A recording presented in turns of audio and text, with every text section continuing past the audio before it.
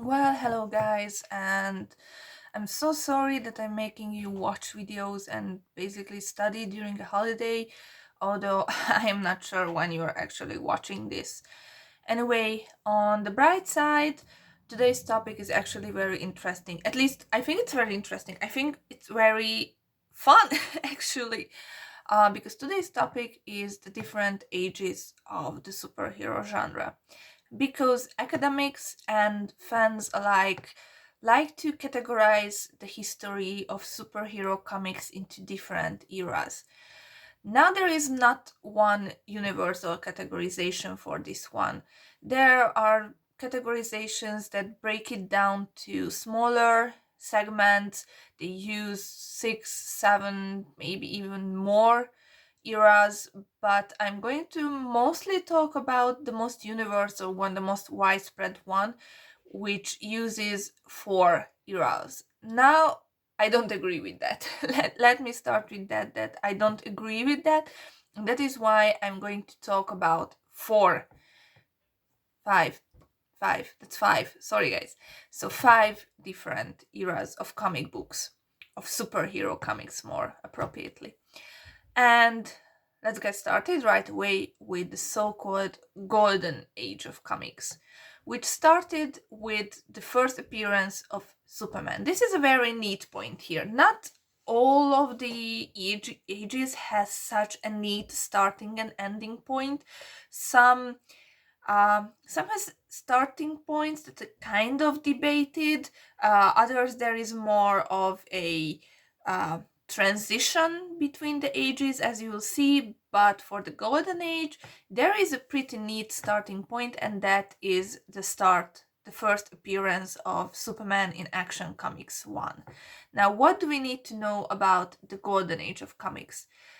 First of all, superheroes were super popular because yeah, they are super.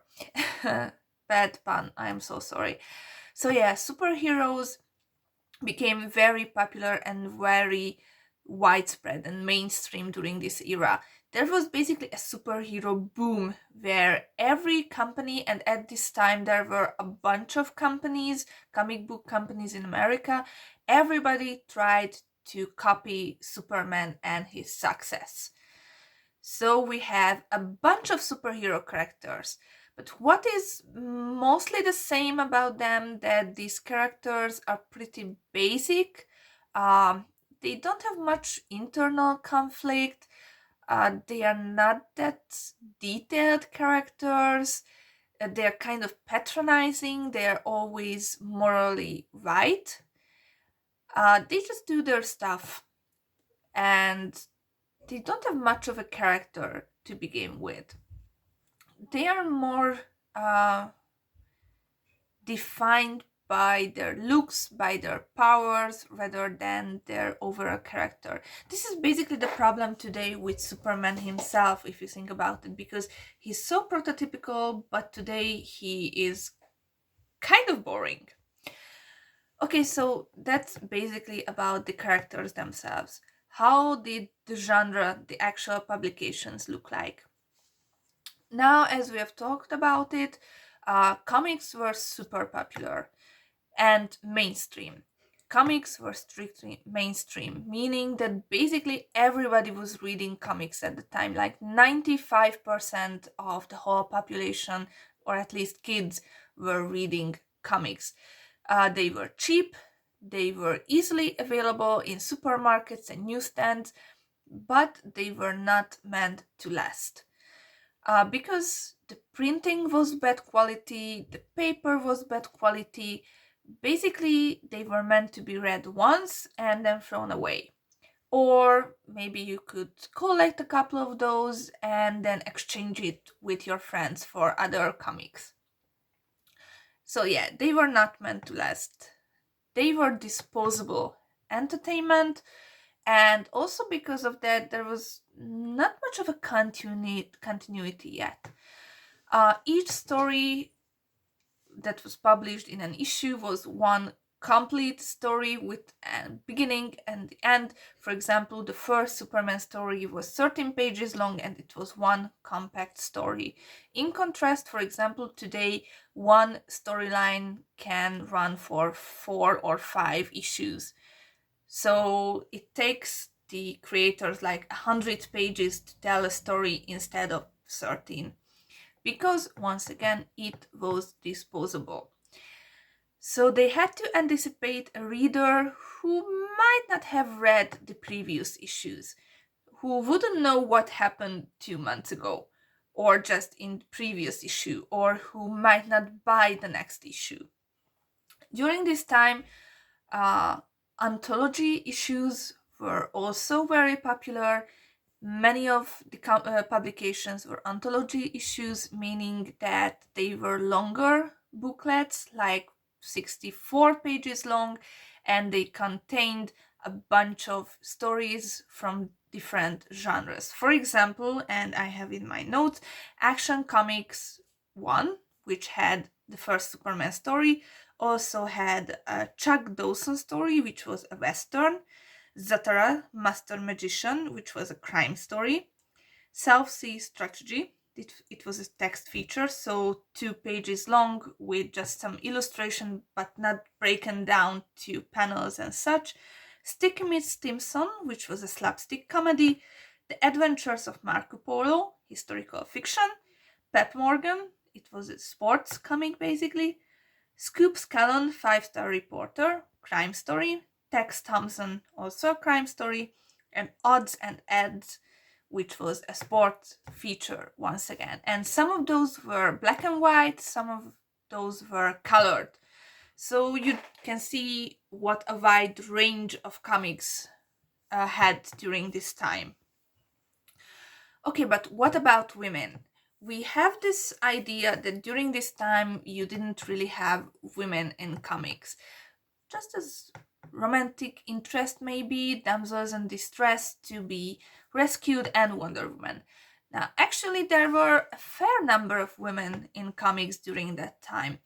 Mike Madrid, who wrote a book called Supergirls, actually categorizes the women during the Golden Age into 4 categories.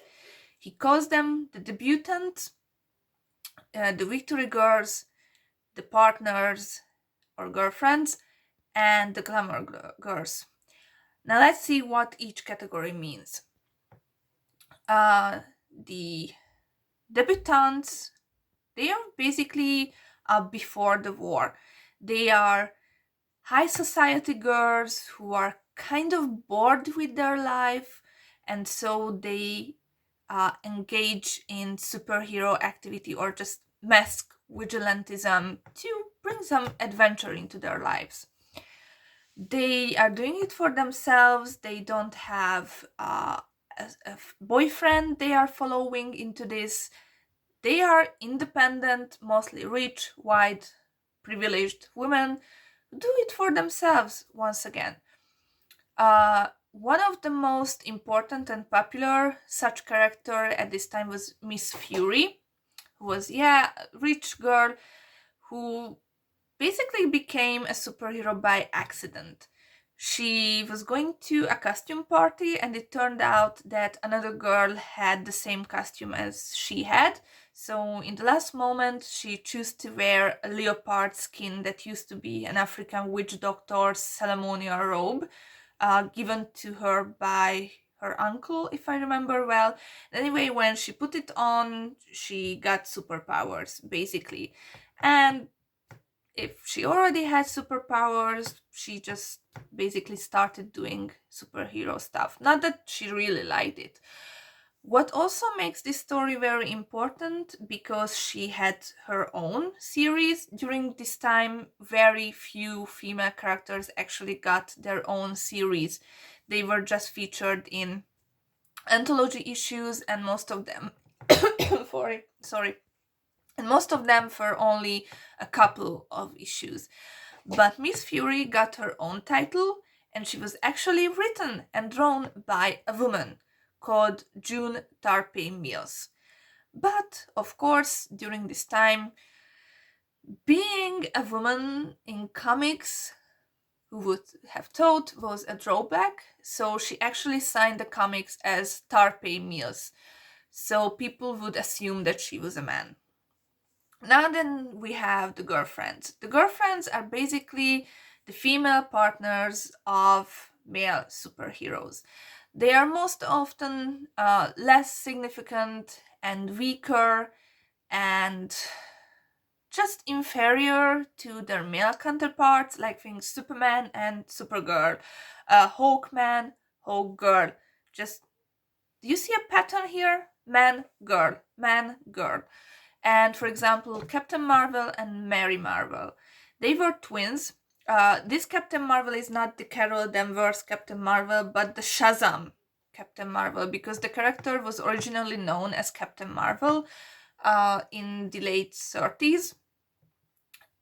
He was a boy who, if he said the word Shazam, he would turn into an adult superhero called Captain Marvel. The character was published by Fawcett, and then Fawcett was sued by DC because they said that they were copying Superman. DC won. Fawcett had to cease publication, and other legal stuff happened, and basically today we have Shazam at DC and Captain Marvel at Marvel, who are two completely different characters, or more accurately, several different characters, because a bunch of characters have used the name Captain Marvel over the years, just to make it super simple. So anyway, Billy Batson said the word Shazam, and then he turned into an adult superhero. As the story went on, he gained new partners, Lieutenant Marvels. I think there was 3 Lieutenant Marvels and Captain Marvel Jr. They all had these military ranks.